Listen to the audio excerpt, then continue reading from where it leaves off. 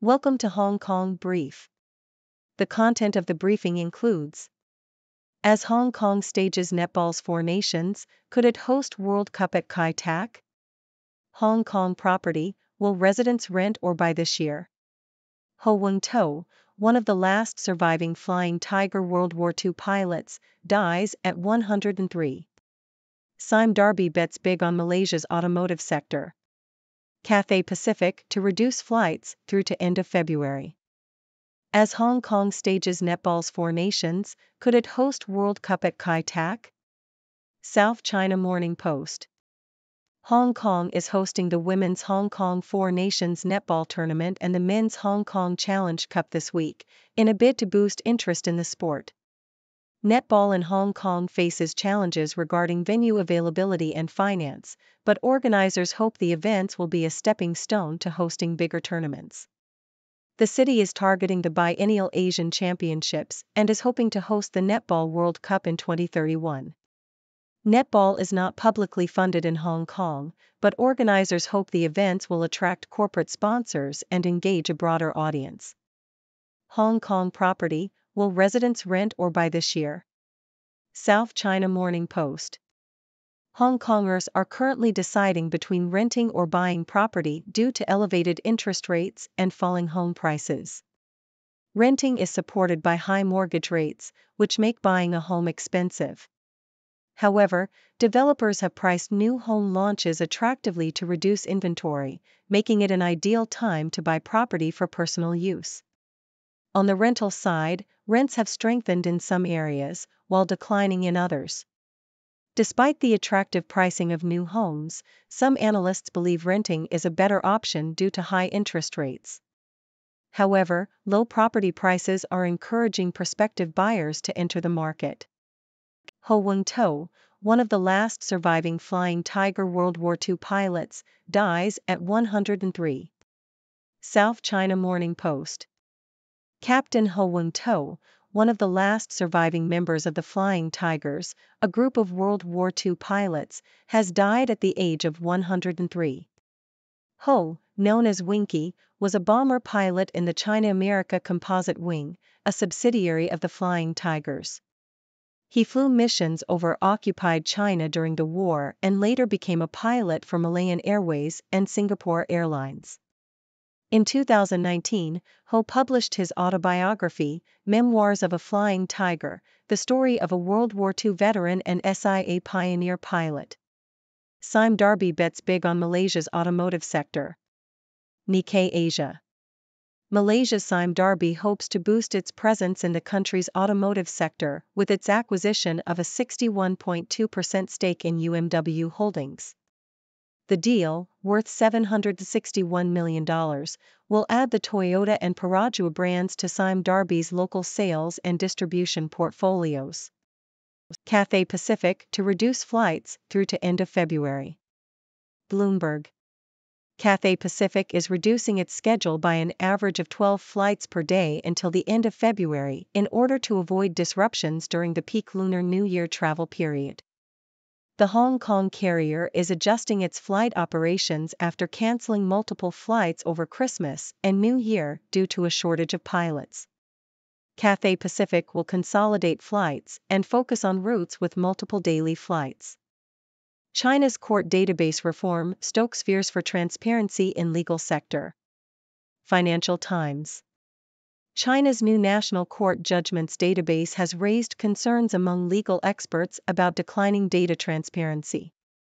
The database, launched by China's Supreme People's Court, has not clarified the extent to which its case filings will be available to the public, leading to fears that it will be an internal system for court personnel. The introduction of the new database has also raised concerns about the future of an existing archive, China Judgments Online, which has seen a sharp decline in the number of documents it has published in recent years. China feels the country isn't patriotic enough. A new law aims to change that. CNN. China has introduced a new law aimed at enhancing national unity and promoting patriotism. The patriotic education law mandates that love of the country and the ruling Chinese Communist Party be incorporated into work and study for everyone in China, from young children to professionals across all sectors. The law comes as China looks to deepen the party's presence in all aspects of public and private life, following years of stringent COVID-19 controls and protests against the government. The law coincides with the 75th anniversary of the founding of the People's Republic of China this October, and officials are under pressure to ensure a celebration of patriotism and to stamp out any possible dissent. The law requires professionals to profess patriotic feelings and behavior that bring glory to the country and calls on local authorities to step up patriotic education through news reports, broadcasting, and movies. The law also orders cultural establishments such as museums and libraries to be turned into venues of patriotic education activities and requires schools to organize trips for students to visit these sites. Tennis chief hails Hong Kong's rare status on ATP and WTA tours. South China Morning Post. The new president of Hong Kong's Tennis Association, Michael Ching-mingit, has denied claims by his predecessor that the Victoria Park Stadium is not fit for purpose. Ching said that players and officials had praised the venue of this week's ATP Tour event, the Bank of China Hong Kong Tennis Open, and that only a few changes were needed to the stadium. Ching added that the city should be proud to be one of only 3 in the region, alongside Tokyo and Beijing, that staged an ATP and WTA event in the same calendar year. How popcorn chicken and bento showcase Taiwan's thorny politics. BBC. Taiwanese indigenous chefs are working to ensure that the traditional dishes of their tribes are available to others. Ailes, a chef from the Rukai tribe, offers traditional dishes such as millet dumplings and smoked pork at her restaurant Dewana. The Rukai tribe is one of 16 indigenous groups in Taiwan, which make up 2.5% of the population. With an election looming, Taiwan's relationship to China is being questioned again. The Chinese government claims that Taiwan is part of China, while polls suggest that many Taiwanese see themselves as a distinct entity. Investment in Asia's care economy carries broad benefits. Nikkei Asia. Investing in care products and services could help to create jobs for women in Asia, according to Deborah Fu, manager of gender platforms at social investment network AVPN. The sector's worldwide GDP contribution is predicted to rise from 9% in 2018 to 14.9% in 2030, according to the Organization for Economic Cooperation and Development. The International Labour Organization estimates that investing in universal child care and long-term care services could generate 299 million jobs by 2035, 78% of which would be filled by women. Fu called for blended finance to support higher risk or longer-term care enterprises, using public or philanthropic capital with private sector investment. Fu also suggested investing in enterprises that provide care services and products, and providing direct funding to companies with care-friendly policies and practices. Harbor life reflects the tide of progress. SCMP opinion. Victoria Harbour in Hong Kong has become a vibrant habitat for corals and other marine life, thanks to the government's efforts in cleaning up the water. An underwater survey by City University found that the harbour is home to 35 coral species, as well as other marine life such as scallops, festive sea slugs, and double-ended pipefish. The study involved scuba diving in 7 natural coastlines and 5 artificial breakwaters along 2 sides of the harbour. It is believed that the government's harbour sewage treatment project over the past decade has paid off. Tributes paid to mother knifed to death near her £2.5 million Berkshire mansion. Telegraph. Maya Bracken, a mother of 3, has been found stabbed to death in a car crash near her £2.5 million home in Pangbourne, Berkshire. An 18-year-old man was also found dead on railway tracks nearby. Police are treating the 2 deaths as linked. A friend of Bracken described her as a lovely lady who was kind and generous to people. Walk down memory lane in old Hong Kong town. Sha Tao Coke boosts economy, John Lee. South China Morning Post. Around 1,800 visitors from 46 tour groups have visited the historic border town of Sha Tao Kok per month since it partially opened up to tourists 18 months ago. The opening up of Sha Tao Kok, which had been closed off to most outsiders since the 1950s, has boosted the local economy and increased the level of happiness in residents, according to Hong Kong's chief executive John Lee Ka-chiu. Sports on TV for Sunday, January 7th. Associated Press. The article provides a schedule of various sports events taking place on Sunday, January 7th. The schedule includes college basketball games, college football games, golf tournaments, horse racing, hockey games, basketball games, NFL football games, rodeo events, soccer matches, and tennis matches. The schedule is subject to change and/or blackouts. Ex-China Everbright Group chairman expelled from Communist Party. South China Morning Post. Tang Xuanming, the former chairman and party chief of China Everbright Group, has been expelled from the Communist Party of China for serious violations of party discipline and law. Tang was found to have taken bribes, brought banned books into mainland China, and failed to implement party decisions and plans. He was also accused of using his position to promote his own calligraphy and artwork. Tang is the latest in a series of senior financial executives detained in recent years as part of President Xi Jinping's anti-corruption campaign.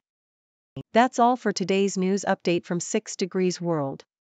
I'm Dr. Six, your trusty observer of all things intriguing and entertaining. Let's quickly recap today's headlines. First, we learned that Hong Kong is hosting the Hong Kong Four Nations netball tournament and the Hong Kong Challenge Cup, hoping to boost interest in the sport and pave the way for hosting bigger tournaments in the future. Next, we explored the property market in Hong Kong, where residents are weighing the options of renting or buying due to interest rates and falling home prices. It's a tough decision, but with attractive pricing for new homes, some prospective buyers are taking the plunge. In a bittersweet news, we pay tribute to Captain Ho Wung To, one of the last surviving members of the Flying Tigers, who passed away at the remarkable age of 103. His legacy as a World War II pilot and pioneer pilot for Singapore Airlines will be remembered. Moving on, Malaysia's Sime Darby is making a big bet on the country's automotive sector with its acquisition of a majority stake in UMW Holdings, expanding its sales and distribution portfolios. Cathay Pacific, the Hong Kong carrier, is reducing flights through the end of February to avoid disruptions during the peak Lunar New Year travel period. This comes after a shortage of pilots forced the airline to cancel multiple flights over the holiday season. In China, the launch of the National Court Judgments Database has raised concerns about declining data transparency in the legal sector. Experts fear that the database may not be accessible to the public, leading to questions about the future of an existing archive. China is also making headlines with its new patriotic education law, which aims to promote patriotism and deepen the Chinese Communist Party's presence in all aspects of public and private life. Love of the country and the party are now mandated in work and study for all Chinese citizens. On the tennis front, the president of Hong Kong's Tennis Association defended the Victoria Park Stadium, stating that it is fit for purpose. Hong Kong is proud to be one of the few cities in the region to host both ATP and WTA events in the same calendar year. Taiwanese indigenous chefs are working to preserve and share their traditional dishes, showcasing the country's thorny politics. With an election looming, Taiwan's relationship with China is being questioned, but these chefs are determined to promote their culture. Investing in the care economy could create jobs for women in Asia, according to experts. The sector's GDP contribution is predicted to rise, and investing in universal child care and long-term care services could generate millions of jobs, the majority of which would be filled by women. In Hong Kong, Victoria Harbour has become a vibrant habitat for corals and marine life thanks to government efforts in cleaning up the water. A recent survey found that the harbor is home to 35 coral species, showcasing the positive impact of environmental initiatives. Tragically, a mother of 3 was found stabbed to death near her home in Berkshire, UK. Police are treating the incident as a linked case, and our thoughts go out to her loved ones. Lastly, we have an update on the opening of the historic border town of Sha Tao Kok in Hong Kong. Since partially opening up to tourists, the town has seen an increase in visitors, boosting the local economy and bringing happiness to residents. Phew! That was quite a whirlwind of news. Now, let's dive into some analysis and opinions. As Hong Kong hopes to host bigger netball tournaments in the future, it's refreshing to see the city investing in sports and promoting interest in lesser-known sports like netball. With corporate sponsors and a broader audience, the future looks bright for netball in Hong Kong. The property market in Hong Kong continues to be a complex and ever-changing landscape. Renting or buying is a tough decision, but with attractive pricing for new homes and low property prices, it seems that the market may be shifting in favor of buyers. The passing of Captain Ho Wung To reminds us of the incredible bravery and sacrifice of the Flying Tigers during World War II. His legacy as a pioneer pilot will continue to inspire generations to come. Sime Darby's acquisition in the Malaysian automotive sector shows a strong belief in the country's potential for growth. With the addition of Toyota and Perodua brands, Sime Darby is positioning itself as a major player in the market. Cathay Pacific's flight adjustments highlight the challenges faced by airlines in maintaining smooth operations during peak travel periods. While it may cause inconveniences for passengers, it's a necessary step to ensure a better travel experience overall. China's new national court judgments database raises concerns about transparency in the legal sector. It's crucial for the database to provide public access to case filings to maintain trust and ensure accountability. The introduction of China's patriotic education law reflects the government's desire to strengthen national unity and promote patriotism. While it's important to instill love for one's country, it's equally important to ensure that individual freedoms and diverse opinions are respected. The positive feedback on the Victoria Park Stadium in Hong Kong is a testament to the city's ability to host world-class sporting events. Being one of the few cities in the region to host both ATP and WTA events is a remarkable achievement. The efforts of Taiwanese indigenous chefs to preserve their traditional dishes are admirable. Food is a powerful medium for cultural expression, and their work helps to showcase the rich diversity of Taiwanese culture. Investing in the care economy could have far-reaching benefits, particularly for women in Asia. Providing universal child care and long-term care services not only creates jobs, but also supports women's economic empowerment. The transformation of Victoria Harbour into a thriving marine habitat is a shining example of environmental stewardship. It's heartwarming to see the positive impact of government initiatives on the local ecosystem. Our thoughts go out to the family and friends of Maya Bracken. Tragic incidents like these serve as a reminder of the fragility of life and the need for communities to come together during difficult times. Lastly, the opening of Sha Tao Kok to tourists is a positive development for the local economy and residents' well-being. It's always exciting to explore historic sites and learn more about a city's rich heritage. Now, I'd love to hear your thoughts. What do you make of Hong Kong's bid to host larger netball tournaments? Are you team rent or team buy when it comes to property? And what are your opinions on China's new patriotic education law? Join the discussion and let me know what you think. Thank you for tuning in. The content above showcases the latest briefing reports and analytical synopses, thoughtfully curated by the 6Do team. These insights stem from a wide array of reputable media outlets, think tanks, government sources, and specialized experts worldwide. We encourage you to explore these sources for a comprehensive perspective. Keep in mind that while the content may not always align with the official standpoint of 6Do Brief, it's not meant to be taken as absolute directives for decision-making. Comprising seasoned media professionals, learned scholars, and accomplished scientists, the 6Do team embodies a trailblazing, fully independent media entity. To customize 6Do Brief to meet your professional needs, you have the option to subscribe to a diverse array of briefings on our website, 6dobrief.com. Regardless of your location, you can conveniently receive 6Do Brief via email.